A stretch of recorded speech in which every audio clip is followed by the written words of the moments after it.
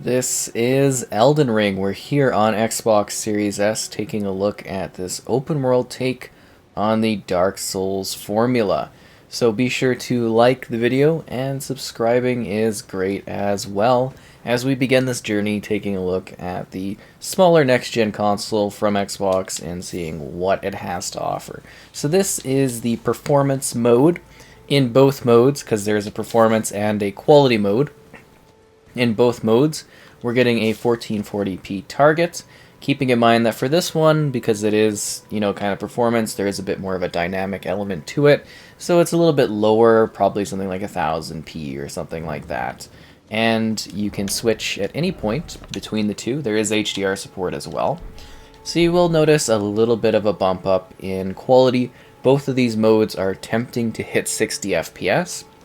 Keep in mind that the performance mode is closer to hitting that. It's, for the most part, is relatively smooth, but there are going to be a lot of little, performance bumps you're going to see as we traverse the world, and there's more that are present within this quality mode.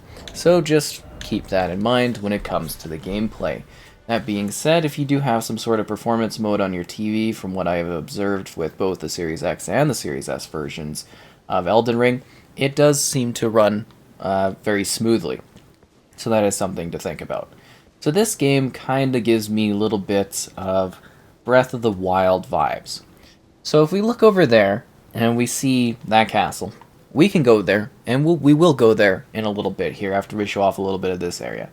Or if we want to go all the way over to that tree, we can go there. It really is wondrous, expansive, and generally quite exciting to explore.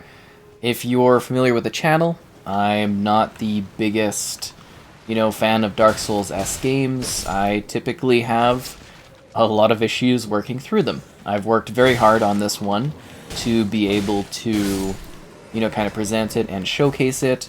I've tried and checked out many different bosses and many different battles, and I've explored many different places in hopes that I do provide something that showcases this game in the best way possible and gives you an idea of how it runs and how it looks and how it plays, because I have visited so many different places. They have a very extensive guide that kind of tells us, reviewer guide that's kind of like, hey, these are the things you can do, and I've tried to visit many different crypts and dungeons, and it's a very open game. It doesn't hold your hand. You're literally cast out there into the world, and you have to figure out what you're doing. There really is no guidance, no direction. If you have played other Dark Souls games, those ones are more linear. This is very much an open world experience. This is somewhere that is dynamic in terms of the weathering, the time of day, and it is quite beautiful. And on the Series S, it actually doesn't look that bad. It's actually visually kind of solid. I don't mind the visual style here. I think it looks decently clear. I mean, from the Series X, it is a bit of a visual downgrade, that's for sure. But it still looks really good, and for the most part, it runs decently well. And it's quite a wondrous experience. I gotta grab this. So there's things that you can do, such as crafting, or you can do different cooking. There's lots of hidden dungeons and places to discover, hidden secrets across a massive world. There's constantly different challenges, and it's something that's just really, really quite difficult.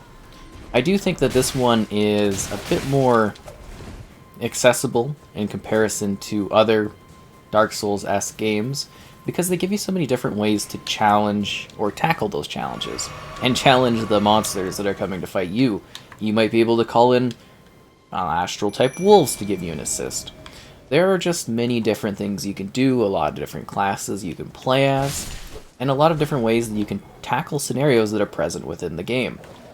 Again, that traditional stamina-based system is present, and it was a game where, I did find a lot of challenge. It's not necessarily fun, but I wanted to really look at this from the Dark Souls fan perspective, the one that is a bit more of a hardcore audience, and what they would expect from this experience. And I tried to think of that the best I could while playing this. So for me, it was a lot of grinding, and then getting to a point where I could go and I could finally tackle a boss that was causing problems. I spent an hour trying a boss. Okay, I can't do this.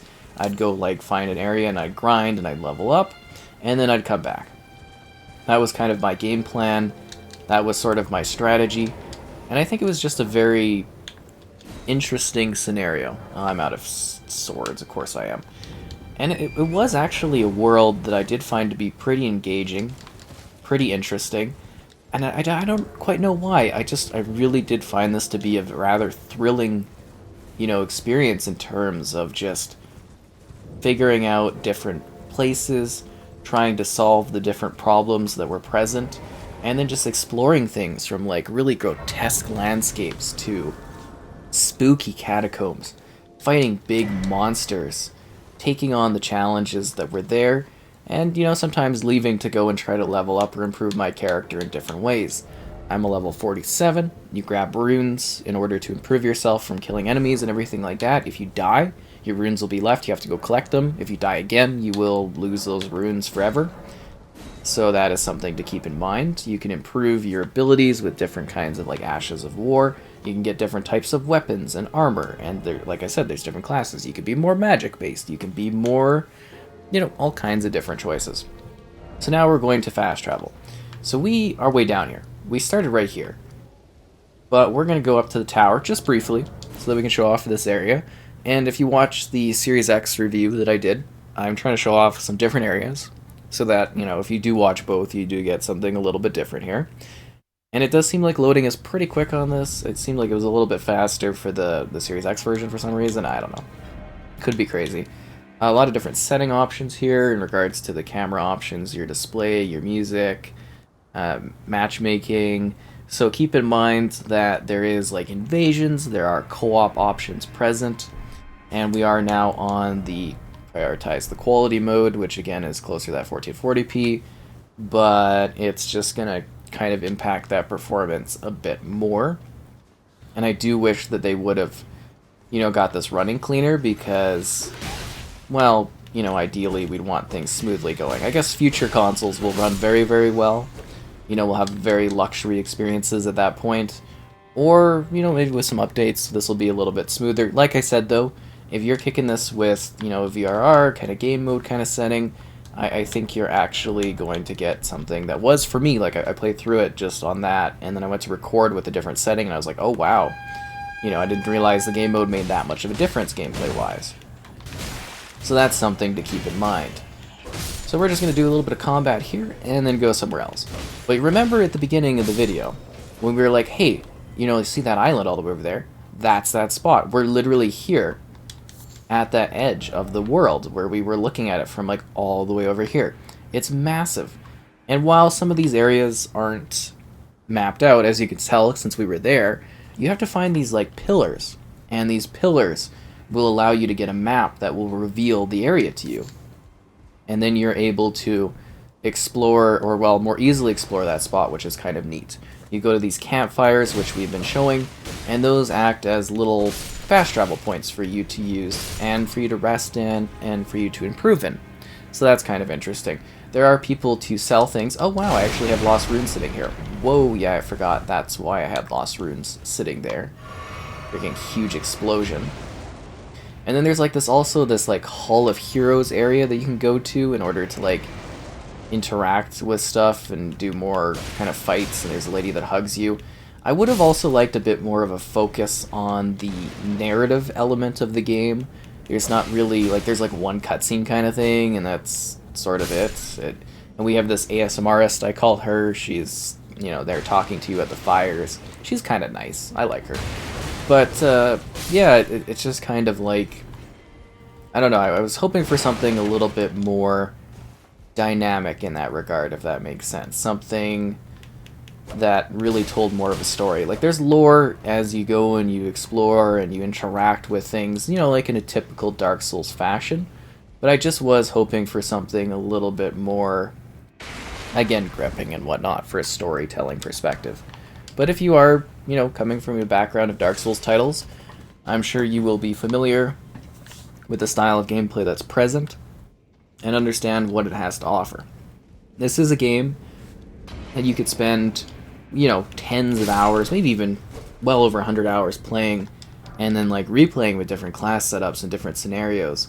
And if you like that sense of challenge, you'll have a lot of fun with this. This is a game you really can just spend so much time playing. Like, it really is wondrous and large in scale. And there's hilariously weird moments, and there's dark moments, and there's scary moments, and there's gripping combat. But this is a hard game. It's not easy going. It's not like Dark Souls become accessible for people. It very much is on brand with that Dark Souls experience. Like I said, though, it just has more options for how you interact with it, which therefore may make it easier for some. But an easier mode would be nice, because it would just make it a lot more easier to be like, hey, anyone could jump in here, it kind of works for everyone. But that's not really the case, because it is something that provides a challenge. It really does. It's pretty hardcore. I had to grind to be able to handle things. I'm a lot more comfortable with my character at this point. But at the same time, there's definitely, that intense challenge is present here where you have to fight things and you have to deal with stuff. So just, kind of keep that in mind as you go about exploring, fighting, and taking on the bosses and the challenges that are within this world. It's quite unforgiving, and it wants to make sure that you are, having issues and stuff like that. Because that's the point of it. Why a lot of people like this kind of game is just that style of, hey, I've got to battle through and figure out how to handle this. Others, you won't love that. That's kind of how I feel sometimes, where I'm like, oh, this is kind of just like a little tiringly frustrating. But again, I try to come at it from that perspective of, this is a game for a specific type of audience, and I try to respect that and be open to that to the best of my ability as well. Because I know this is something that so many people enjoy. And this is kind of that like peak ultimate version of it, giving you this huge open world experience that you can spend way too much time playing and conquering as you face off against so many foes and see so many things and battle so many creatures. Like, I was just constantly coming across new monsters that I had to face and new threats. And I found that to be really exciting. It's like a game of the year candidate. I would say for sure. I know, like, I really did love what this had to offer in so many unique scenarios.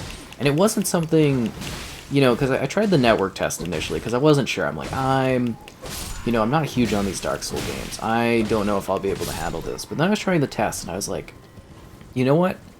I'm actually having a lot of fun with this. And then I come here, and I start playing it, and I'm like, you know what? This is actually pretty cool. At times it's frustrating, at times it's kind of like, oh, you gotta do some grinding stuff. But if you can get to a point where you're satisfied with your character and you keep on working to improve them and stuff, it is, really quite interesting. There's quite a lot to this. You can find yourself just going off on some crazy adventure to some weird sort of place, and then traveling somewhere else later and just finding something new. Like, as I continue to play this, I continue to come across new spots, and you could just keep playing and playing and playing. And there's always something intriguing going on, something different for you to come across, different challenges, different surprises. And I think that in itself is kind of exciting, because it's just got so much content. I'm actually sort of blown away by just all of the crazy things they've done with this one. I wasn't expecting the game to be so big. It really is genuinely just a massive offering that's just filled with things, and each area feels different. It feels distinct. You find all of these little post spots that you can kind of hide up on and use these different fires. And you can just find them scattered throughout the massive world. Some people might be like, oh, we've seen a lot of it, but no, it's almost like you're scratching the surface just by what I'm trying to showcase here. Each time I go at this, I'm like, wow, there's another new area, or wow, there's a new spot here, or a new item that I'm finding, or some kind of crazy statue, or some kind of hidden surprise. And to me, that is kind of exciting. Just seeing, all of this stuff that you can run into. It really is quite interesting. And that combat is an edge of, hey, can you handle this? Is this going to be hardcore? It's either going to be something that you find really engaging, or something where you're like, oh, this is extremely frustrating for me. And I've kind of gotten to that balance where I've improved my character enough where I'm like, okay, I'm able to more easily handle these wild challenges that this game is throwing at me, I'm not having as hard of a time with it as I imagine a lot of people will feel once they start, like, you know, right off the beginning. Oh geez, that thing. So there's a lot to do in this game. There are a lot of monsters for you to find. There are a lot of unique moments for you to come across. Surprises along the way. I think you will constantly find that this game is trying to do something, you know, new and different, and just like completely blowing away your expectations just in terms of the scale of the world, the creature things. Like, it really is just kind of like monstrously creepy. Like, there is some like weird things in this game, like honestly just insanely odd looking grotesque monster things. I was just like, oh wow, what is this, or what is this, you know, fighting some big bosses or coming across like a smaller creature and just being like, oh okay, you're a little deadlier than I thought you were. And there's like night-based stuff, and you know, as in we're knights, but you could be magic, like, you know, there's like a wand type thing you can do. Again, I was trying to really check out as many different things as I could as I continued on this journey, and I think it does provide a really decent experience on the Series S. Yes, I'd like that performance to be better, but you know, at the same time, I don't think that will be a huge hurdle for people that play this type of game, if that makes sense. You know, the quality mode is better looking. It just, I guess it depends on how strong your like game mode is kind of for your TV, I would say, would probably change how much you're able to kind of deal with scenarios on this one. I do hope they do clean it up though. I don't see why we couldn't be getting, you know, a smoother time in that regard.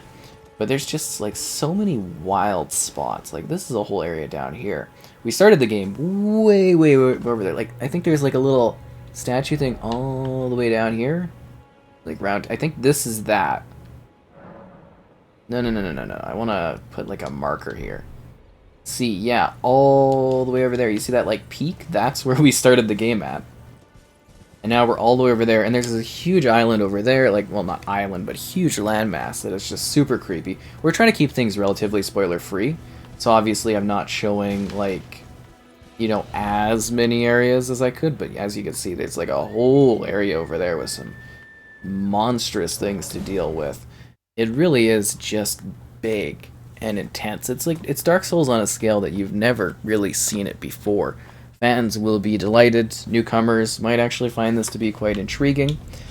I don't know if this is like a point where I'm going to get fully on the Dark Souls bandwagon, but I am semi-proud that I did, you know, put in the time that I did, and I did get to a point where I'm like, hey, I'm able to handle this scenario a little bit more comfortably, and I'm kind of finding it intriguing to face off against these monsters, to get these points, to do these battles, to take on bosses.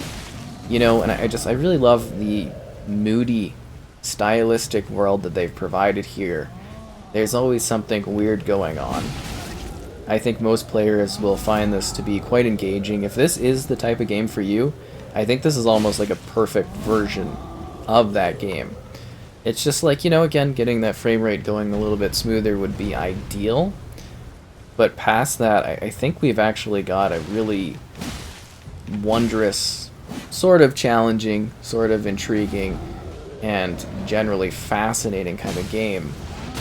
It really wasn't something that I thought I would necessarily fully get into, but working on the review, I was like, okay, I'm more and more vibing with this.